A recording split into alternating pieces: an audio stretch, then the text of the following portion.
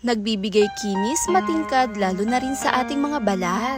Kumuha lamang ako ng maliit na patatas, pagkatapos kinadkad ko na rin ito. At dito nga po sa dala ng patatas, tumutulong magpagaan lalo na rin sa dark spot, blemishes at hyperpigmentation.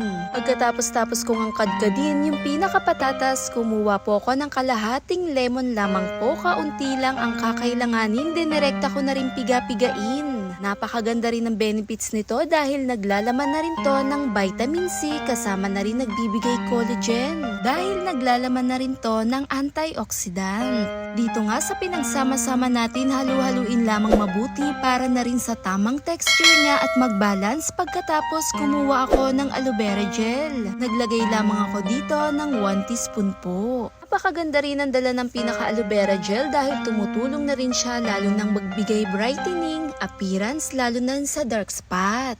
All natural na nagbibigay exfoliate na rin to dahil na rin sa pinagsama-sama natin at yung katas nito. Antioxidant na tumutulong mag-rejuvenate lalo na rin anti-aging ang natural exfoliate nito. At sa paggamit nito, kumuha lamang na maliit na bulak, dahan-dahan nating isawsaw at ilinis sa ating mga balat. Sobrang ganda rin talaga nito gamitin dahil napakaganda ng benefits nitong dala na makakatulong magbigay malusog lalo na rin sa mga balat natin.